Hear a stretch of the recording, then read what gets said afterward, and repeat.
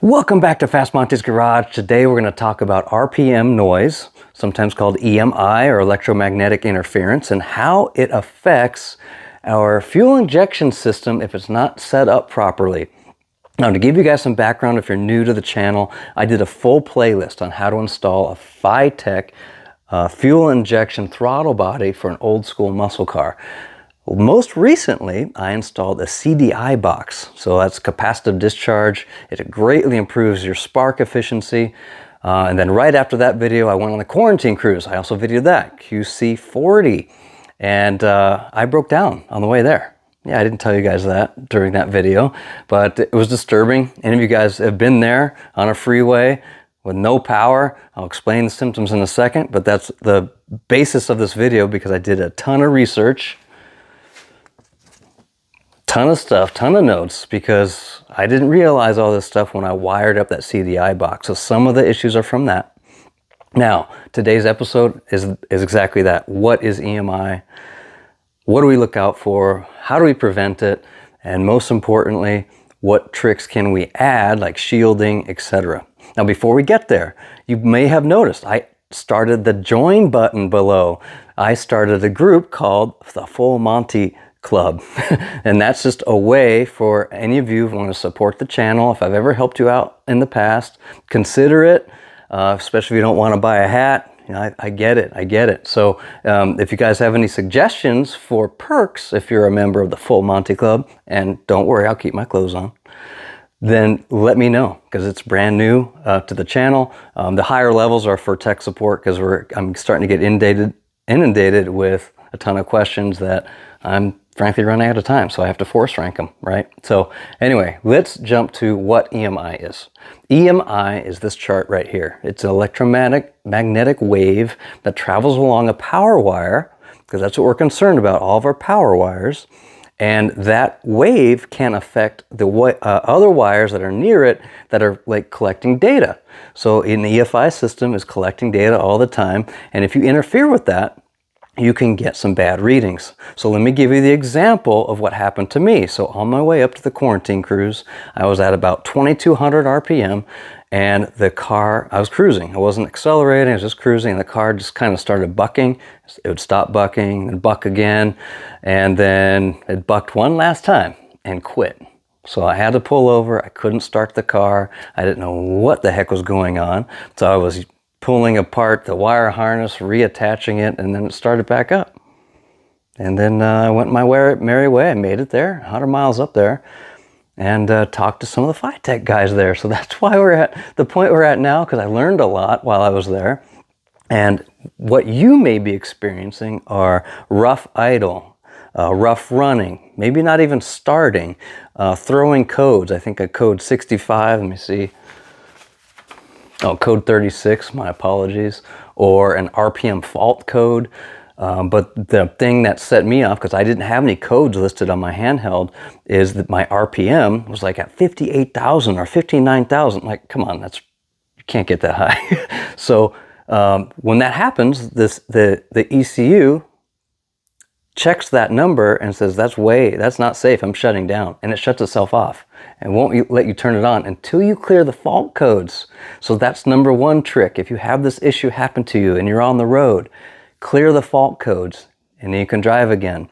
On my way back from the quarantine cruise, I actually had the handheld up. I'll show you the image where you can actually put the attack gauge on there. And I kept looking down, the car started bucking. I looked down, RPM was pegged.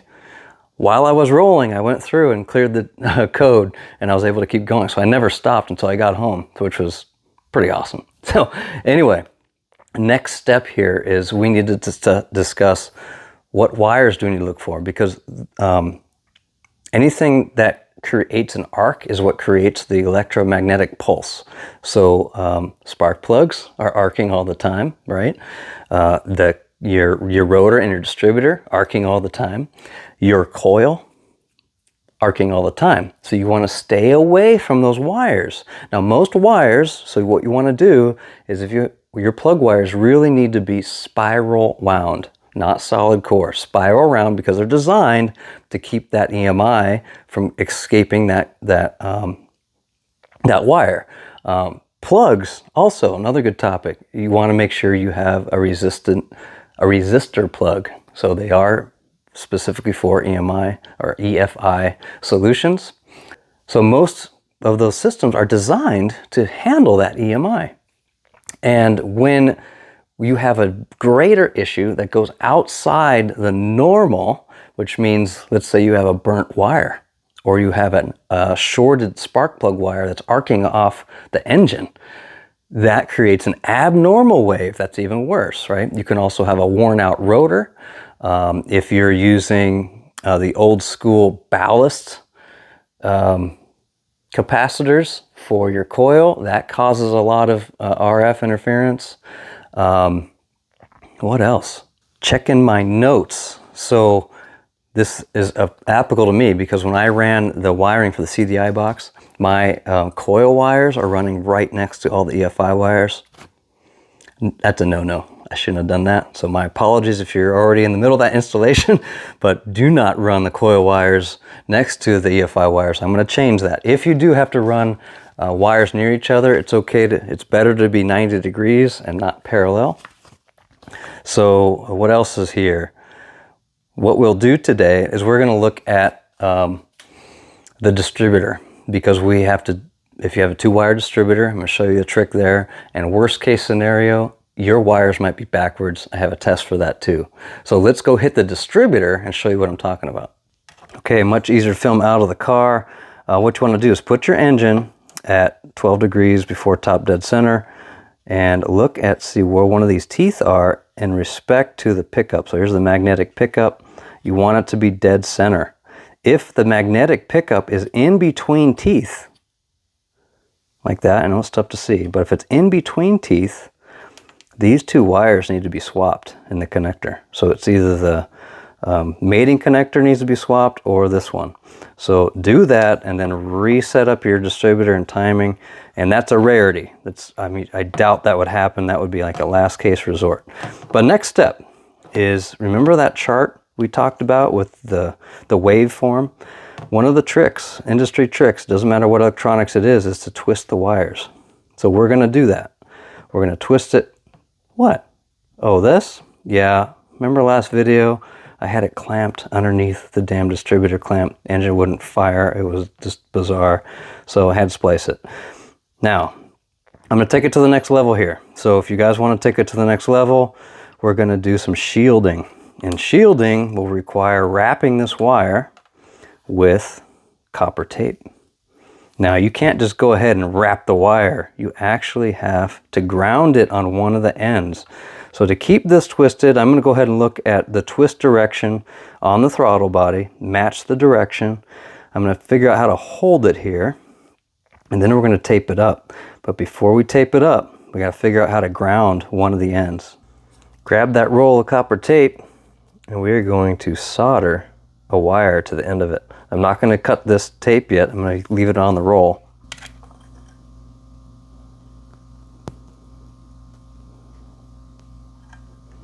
There we go. Not coming off. Pretty slick. So here's the mating connector on the throttle body. It's a left-hand twist. That's what makes it tighter. So we do left-hand twist on this guy. Go ahead and use the same connector as my little holder, but you can verify that twist makes sense. So the wire, that blue wire is coming underneath. Good. Now the fun with the tape. So the reason I didn't take it off the roll is that I don't know how much tape to use to here. So I'm going to start here, and I'm going to just do a 50% overlap all the way to right before the insulator here, and then cut the tape.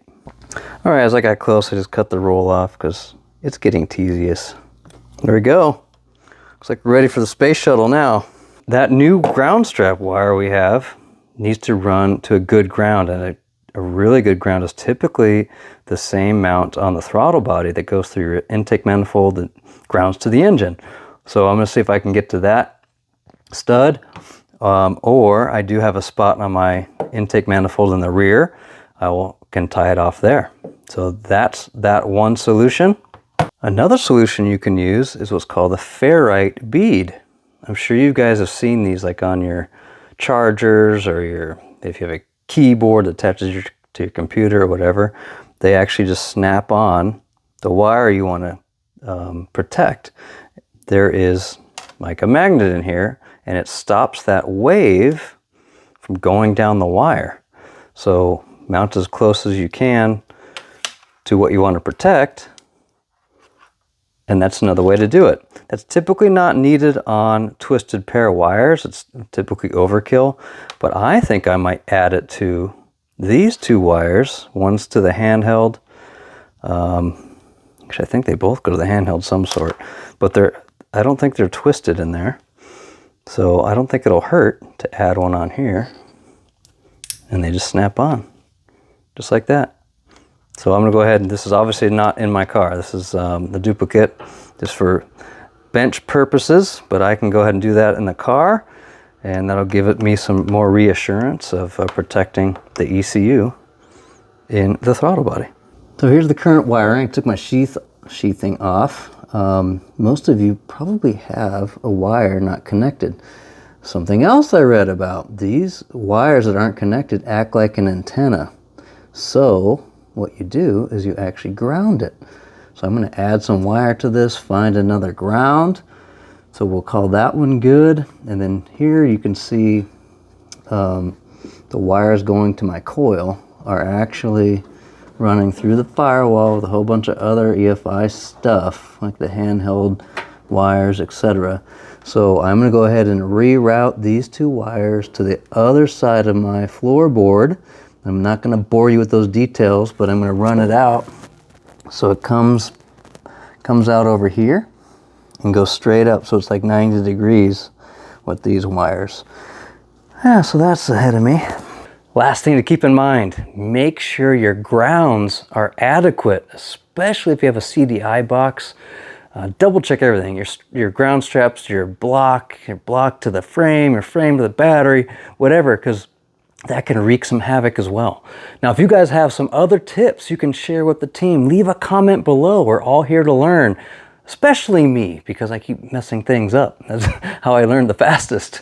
Now, those of you that can join the Full Monty Club, let's do it. Let's think of some new ideas together, get you guys some recognition. Next episode, by the way, I haven't forgotten, I still need to test drive this when I'm done. That test drive is going to be the next quarantine cruise. It's 100 miles up, 100 miles back. Yeah, it'll be a nerve-wracking test, but I'll know right away, and I know how to clear the codes, just like I explained to you guys. So anyway, next episode, I'm super excited because we're going to do some solid modeling.